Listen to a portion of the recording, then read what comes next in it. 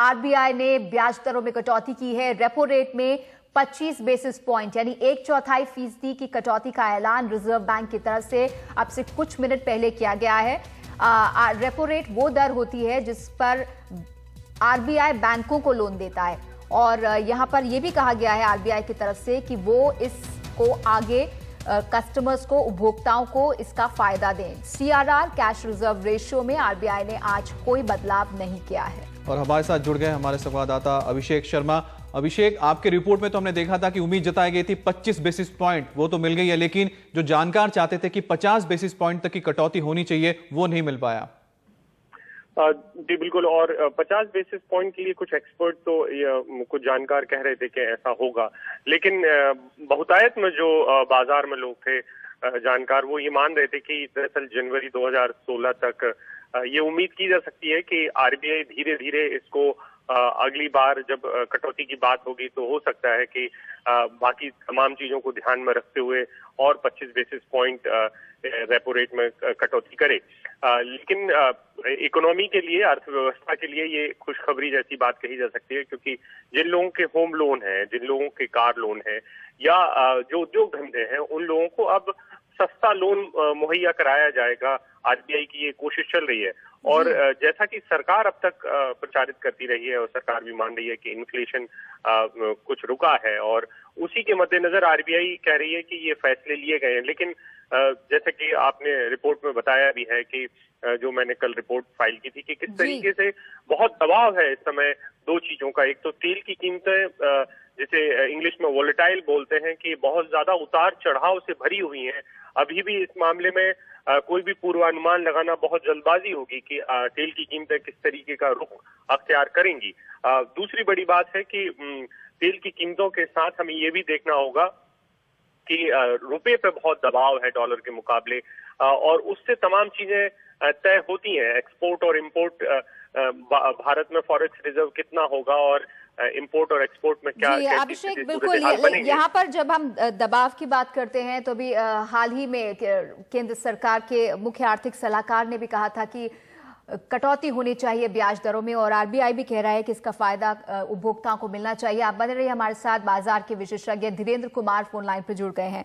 धीरेन्द्र, इस साल ये तीसरी कटौती है रेपो रेट में। जनवरी और मार्च में भी इसी तरह 25 बेसिस पॉइंट की कटौती हुई थी, लेकिन आरबीआई कुछ नाखुश रहा कि बैंक इसे पास ऑन नहीं कर रहे। आपको लगता है कि इस बार ऐसा होगा?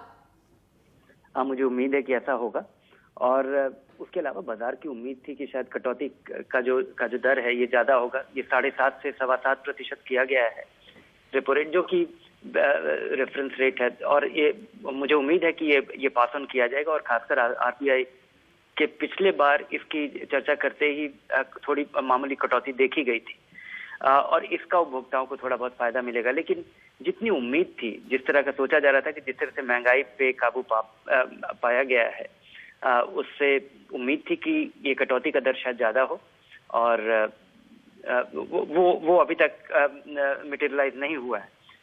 उसके अलावा अभी देखना पड़ेगा कि ये जो सर्विस टैक्स वगैरह में मामूली बढ़ोतरी हुई है जो कि कल से लागू हुआ है, उसका महंगाई पे कितना असर होता है। लेकिन धीरेन्द्र जी, बाजार तो कुछ खास इस पे उत्साहित नजर नहीं आ रहा है। बिल्कुल उत्साह की कोई कारण ही नहीं है, क्योंकि जो आरबीआई से कटौती का एक्सपेक्टेशन काफी पहले से था और ज्यादा था, और एक तो इसका रफ्तार, एक तो इंतजार काफी करना पड़ा है और जो कटौती का दर है वो काफी कम है।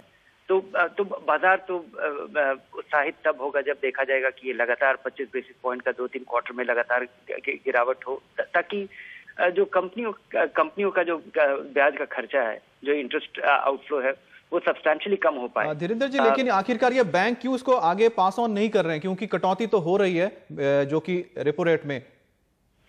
नहीं, हमारे यहाँ बैंकों की स्थिति बहुत ही दयनीय है, क्योंकि अगर आप देखें कि बैंक में जो पैसा आता है, किसी भी कंज्यूमर के पास, किसी भी बचतकर्ता के पास बहुत सारे विकल्प है और हमारे यहाँ फाइनेंशियल सिस्टम में बहुत बड़ा रिजिडिटी है। आपके पड़ोस के पोस्ट ऑफिस में आप अभी भी 8.5% का डिपॉजिट कर सकते हैं, और आप जब बैंक में अगर अपने दरें कम कीजिएगा तो वहां पे डिपॉजिट आना बंद हो जाएगा। तो हम भारत में ही डिफरेंट फाइनेंशियल सिस्टम, और जिसके लिए काफी हद तक सरकार जिम्मेवार है। हमारे यहाँ ये जो छोटी बचत योजनाएं हैं, इनके ब्याज दरें केवल साल में एक बार बदलती है, और वहाँ पे जो बाजार का दर है वो तेजी से रिफ्लेक्ट नहीं होता है। इस वजह से बैंक इस बारे में चिंतित रहते हैं कि उनके पास आने वाला डिपॉजिट कहीं और ना चला जाए। उसके अलावा बैंकों में काफी कंपटीशन है। जी, बहुत बहुत शुक्रिया हमसे बातचीत करने के लिए। धीरेन्द्र कुमार वो बता रहे हैं कि बाजार को उम्मीद ज्यादा थी और शायद यही वजह है कि शेयर बाजार इस कटौती के ऐलान के बावजूद उत्साहित नजर नहीं आ रहा। शेयर बाजार में 200 अंकों की बीएसई में हमने गिरावट अभी देखी है और माना जा रहा था हमें, जैसे हम चर्चा भी कर रहे थे, कि 50 बेसिस पॉइंट यानी आधा फीसदी की कटौती की उम्मीद थी।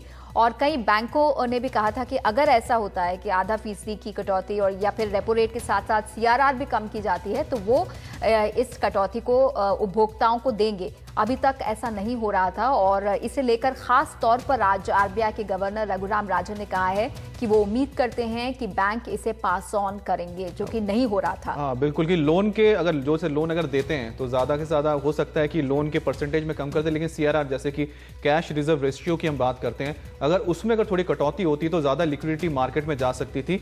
लेकिन हो सकता है कि आरबीआई कुछ चीजों पर नजर रख रही है, उसके बाद ही इस पर कोई फैसला आएगा। फिलहाल वक्त है एक ब्रेक का।